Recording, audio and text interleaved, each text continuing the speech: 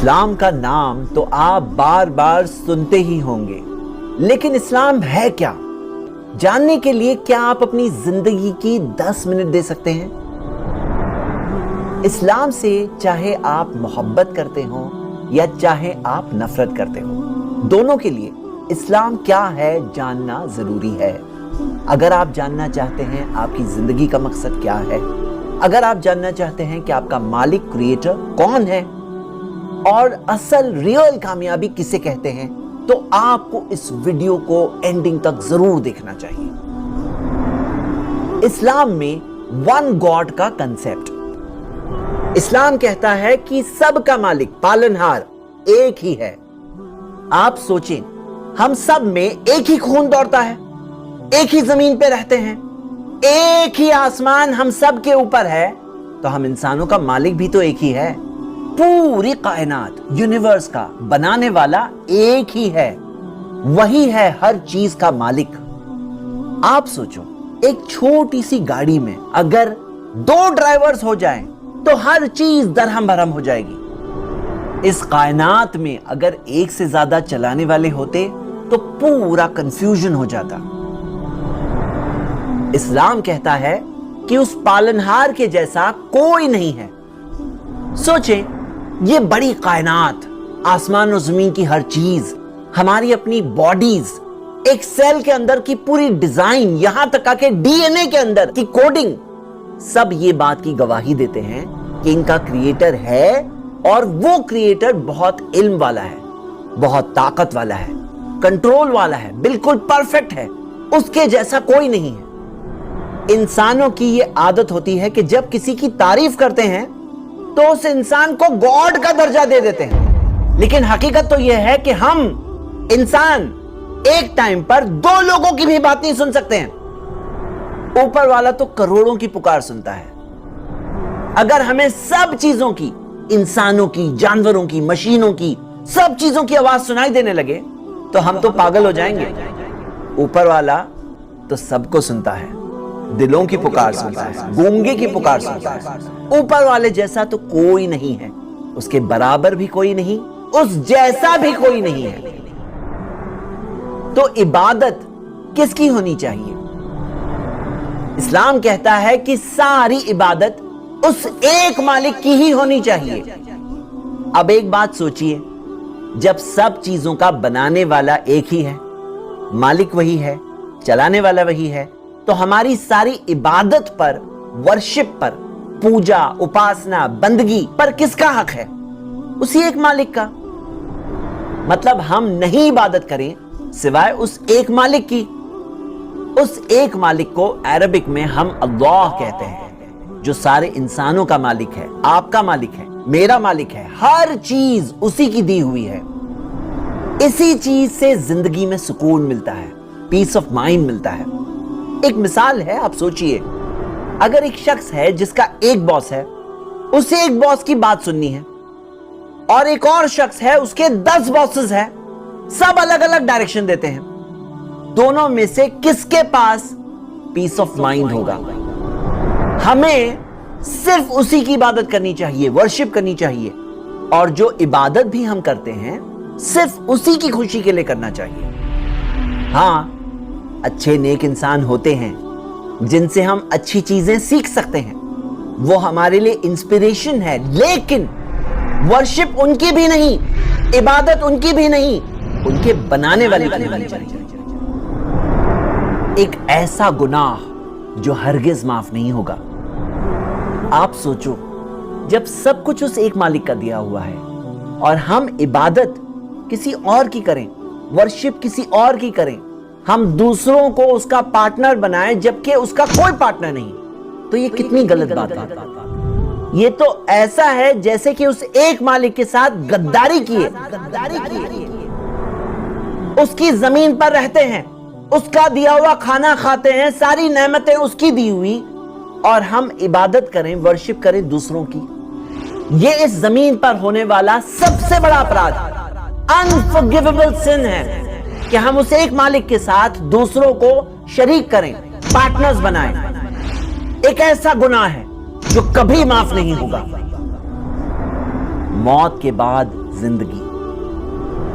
اسلام سکھاتا ہے کہ مرنے کے بعد زندگی ہے۔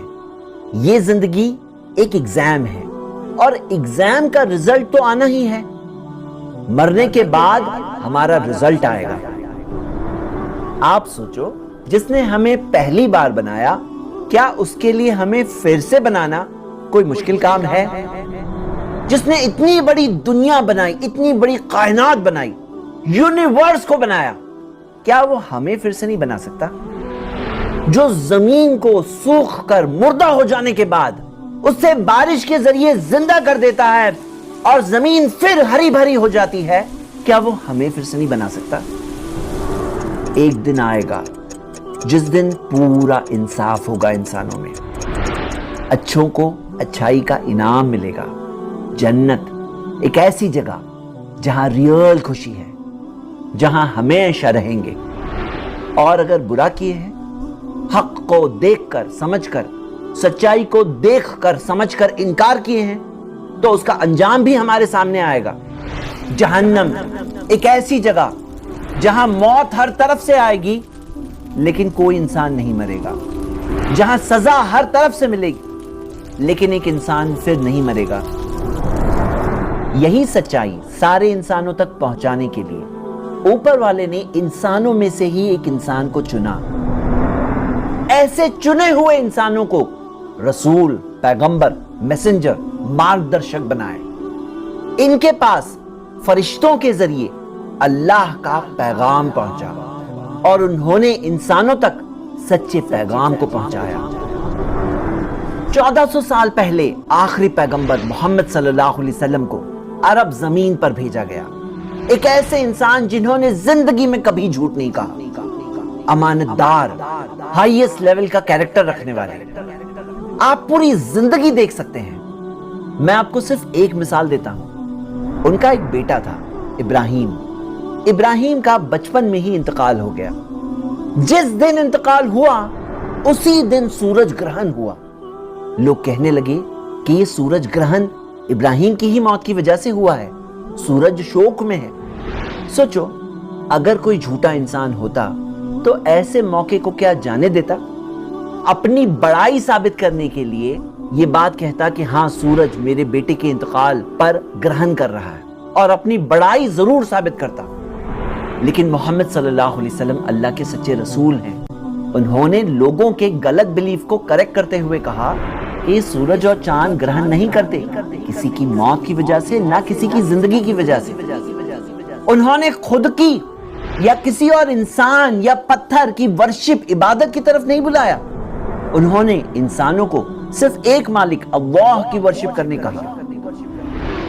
خود تو انہوں نے بہت ہی کم، منیمم سے گزارا کیا، لیکن دنیا میں ایک بہت بڑا چینج لایا کہ آج تک ان کی ٹیچنگز کا اثر 200 کروڑ سے زیادہ مسلمان محسوس کرتے ہیں، اور انسانوں میں سب سے زیادہ محبت انہی سے کرتے ہیں۔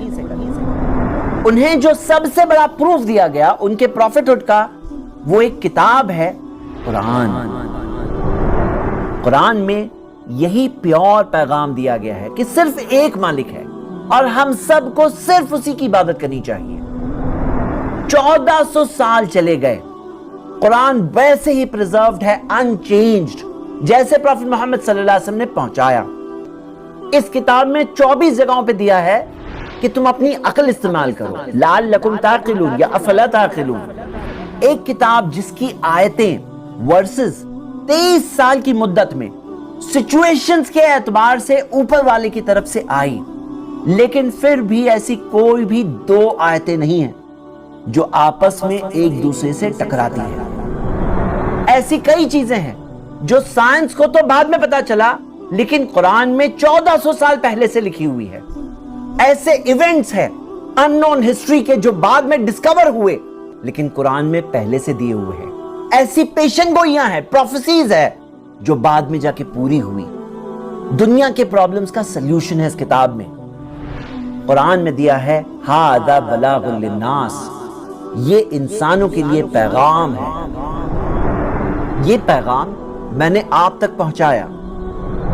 فائنلی ہم سب کو उसी मालिक के पास वापस लौट कर जाना है जिसने हमें बनाया।